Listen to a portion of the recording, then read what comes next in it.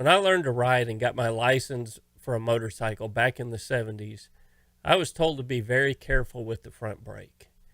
That brake can kill you are the words that I remember sticking in my head that the police officer told me.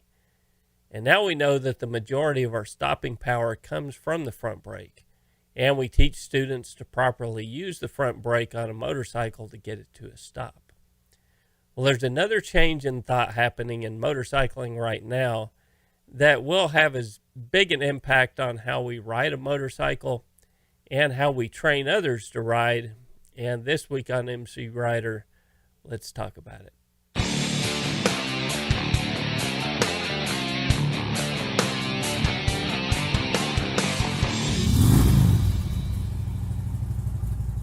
Just like the proper use of the front brake has fundamentally changed the way we stop a motorcycle, there's a change in the way we approach a corner on a motorcycle that will have as big an impact on the way we ride and potentially how we train others to ride. Now let's take a broad look at both techniques that are up for discussion here. The MSF, or Motorcycle Safety Foundation, currently trains riders to corner a motorcycle using the slow look, press, and roll technique. Now, if you're not familiar with that, they teach the rider as they're approaching the corner to slow using the front and rear brakes. You look, turning your head in the direction you want the motorcycle to go. You press on the hand grip to get the motorcycle to lean. Press on the grip in the direction you want the motorcycle to go. And then roll on or maintain throttle throughout the corner. That's that slow look, press, and roll technique. This is the technique that's taught by the MSF. In fact, when a rider is testing to get their license, they lose points on the skill eval if they're braking in the corner on the skills test. The MSF does a good job by emphasizing proper entry speed when it comes to getting through a corner on a motorcycle. What they're lacking in is what happens in those what-if situations. What if you don't have proper entry speed that you need for a corner? What if I'm going too fast? What if the corner is sharper than I initially thought? The MSF doesn't do a real good job of providing tools for the rider to deal with those what-if situations. One of the leading proponents right now for our other technique of trail braking is Nick Einetch. With trail braking, you do the majority of your slowing down prior to the corner. And as you lean the motorcycle into the corner, you maintain pressure on the front brake. As you lean the motorcycle more, you ease out of or trail off of using the front brake. So if your motorcycle is straight up and down, you can use 100% of the brakes. As you lean the motorcycle over, you trade lean angle for braking because leaning the bike is using some of your available traction. I've got an older video where Nick and Ken Hill are explaining this technique in more detail from the International Motorcycle Show, and I'll have a link to that in the description if you'd like to see their complete description of it.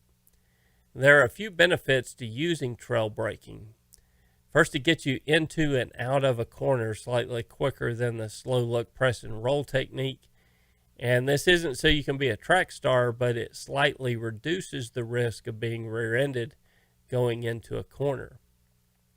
It also compresses the front fork of the motorcycle at lean in. And now this has two benefits. One, it increases the size of the contact patch because the motorcycle is leaning forward as you begin to ask for more work from that front tire. And it also, because the forks are compressed, the motorcycle will turn sharper because you're effectively reducing the rake of the motorcycle. So as you've got a little pressure on that front brake, the fork compresses, and that essentially reduces the rake of the motorcycle, allowing the motorcycle to turn quicker. But the huge benefit to using trail braking on the street, in my opinion, is for those what-if situations. What if I am going too fast? What if there is something in the road and I need to stop quickly in the curve? In those situations, if I'm trail braking, the contact patch is already established, the weight is already forward biased on the motorcycle, and the motorcycle's in a much better position to add additional braking if needed. If we're totally off the brakes and rolling on the throttle using that slow look technique, the way the motorcycle's rear biased and it has to shift forward before I can apply more brakes. And one of the key things to remember when we talk about using the brakes while leaned over is to be smooth with the initiation of the brakes and smooth with the release of the brakes as well.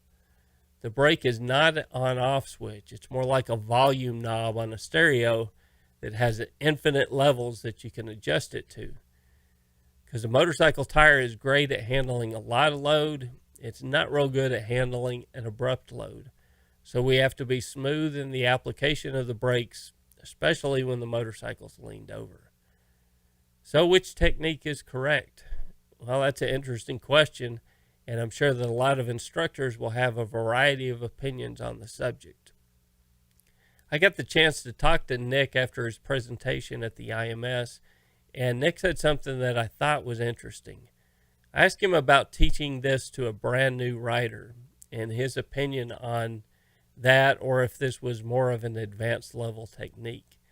Nick stated that he had a brand new rider recently come through his Yamaha Champions riding school, and within 2 days they had him cornering and performing trail braking at a very high level. Now, on the surface that sounded impressive. A brand new rider performing trail braking and potentially being safer because of it. But later, as I was thinking back about that conversation, I began to think about the variety of students that I've seen come through a BRC. Now, some are highly motivated, they want to learn, and they want to be good riders. They purchase the proper gear, and they're willing to work their way up to larger motorcycles, and they listen to and apply the techniques taught in class. Generally, these highly motivated riders leave the weekend much better than when they arrived.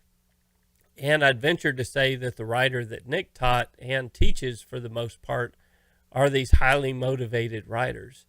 The fact that they're willing to spend the money that it takes to enroll in his class shows that they're far more motivated and interested than the average rider who comes to a BRC. Because many of the riders who come to a BRC have one goal. I want to get my license. Everything else is secondary to that goal. They want to pass the written test, they want to pass the skill evaluation, and they want their license. They have very little desire to learn anything that will not help them reach their primary goal. Once they leave class, they've learned all that they feel like they need to know because they met their goal. And for them, the learning and development as a rider stops right there. I believe these are the riders who contribute to the high number of motorcycle crashes and fatalities on our roadway. For these riders, it may be more appropriate to teach them slow look, press, and roll. Keep it simple, and hopefully fewer of them will crash once they leave class. But there is a place for trail braking. I've been using it on the road for a long time now, and it has made me better in the corners.